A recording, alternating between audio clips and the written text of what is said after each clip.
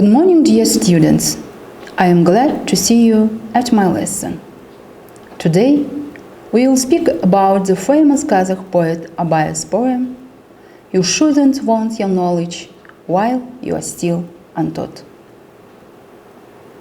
Today's lesson's learning objectives deduce meaning from context in unsupported extent and talk on a wide range of general and curricular topics, including talk on a limited range of unfamiliar topics. Also, today you understand main points in extended text on a range of unfamiliar, general, and curricular topics. And you use independently appropriate layout at text level on a range of general and curricular topics. What do you think about poems? Is the poem an effective way of expressing feelings, and why? How much do you know about Abaya's poems? How much do you know about Abaya's poems?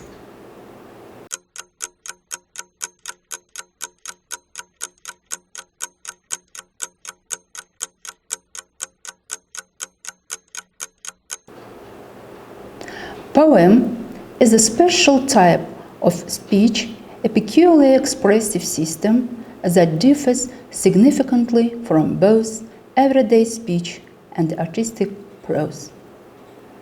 Poetic speech has several characteristics.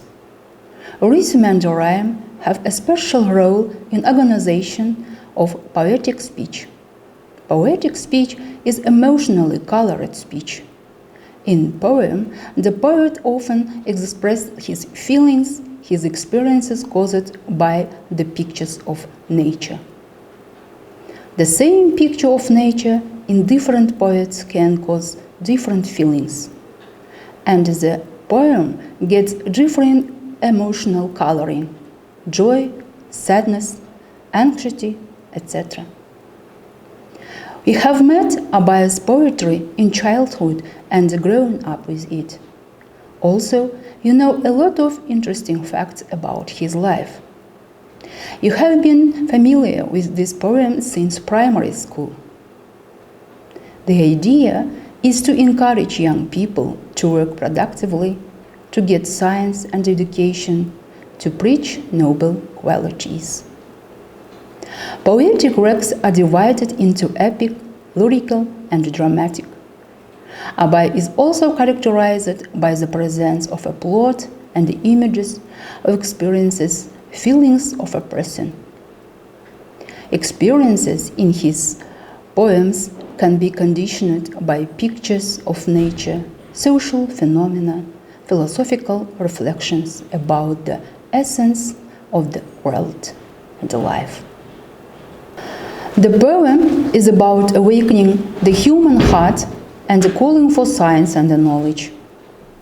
Through this poem, the poet invites you to bright life, not only youth.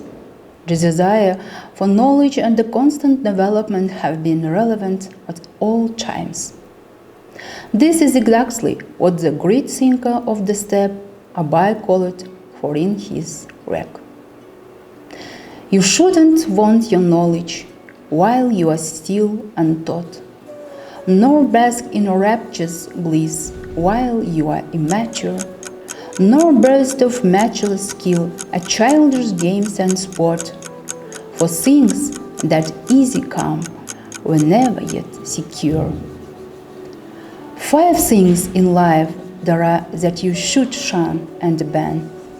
5 other things there are that you should strive to gain. If you have made your aim to be a worthy man, and know, if you try hard, your goals we will attain. Now, students, read the poem once silently, then read it aloud in pairs and try to guess the meaning of the words in bold types. To do this, you need to choose one of the word options. To correct one is a synonym or definition for this word. Think a bit.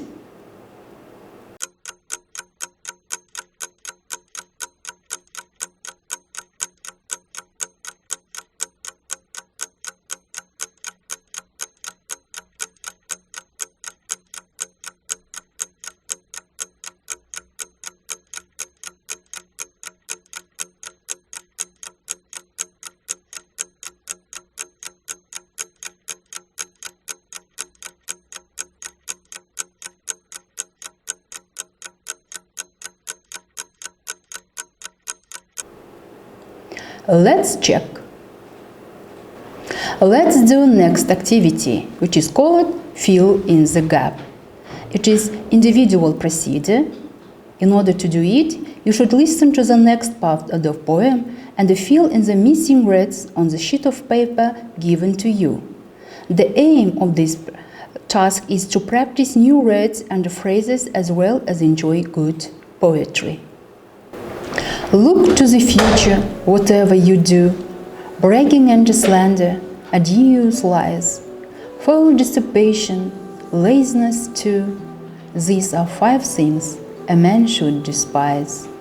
Now about virtues my verses shall tell, work and persistence, study profound, true moderation, goodness as well. These are the 5 best friends to be found. All that is evil abhor and reject. On evil examples your back you should turn. All things of goodness, love and respect, from things that ennoble your spirit should learn.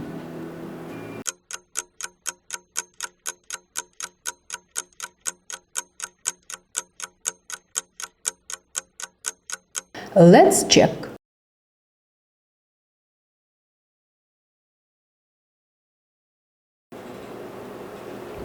How would you describe this part of the poem in your own words?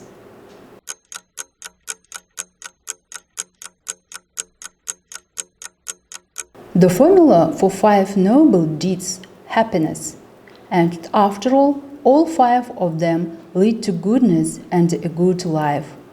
Of course, it is not easy to discover the idea of the 5 noble truths and the 5 evils. This is because Abhay raised 2 complex issues, the struggle of body and soul and the self-improvement.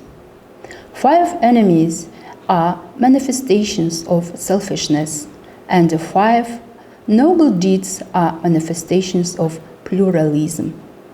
The struggle of soul and the body is an eternal struggle that passes not only in public life, but through the heart of every person. Activity number 3. It is called Brain Power Words.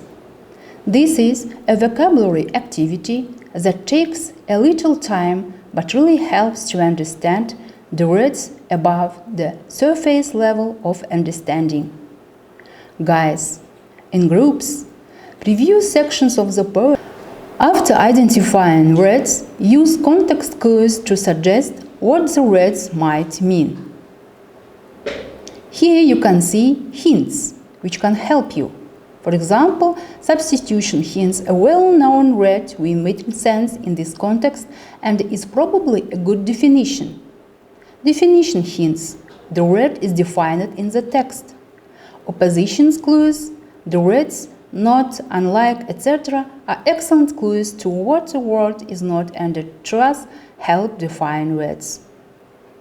After the list of words power of the brain is determined and the definitions are found together, we will check your work.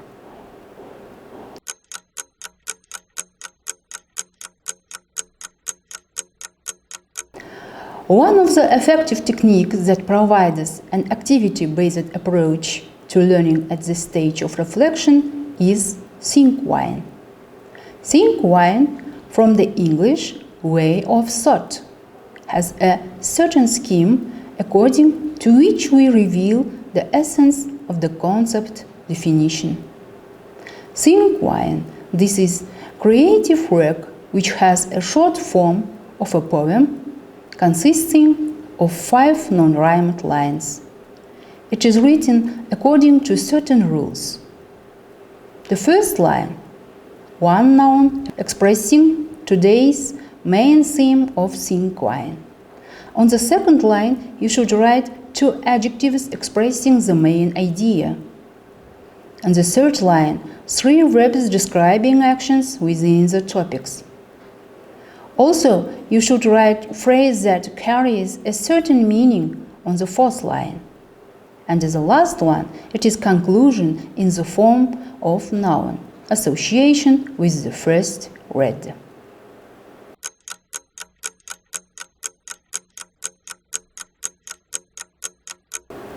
It's time to finish our lesson. Thank you very much for your active participation. See you soon. Goodbye.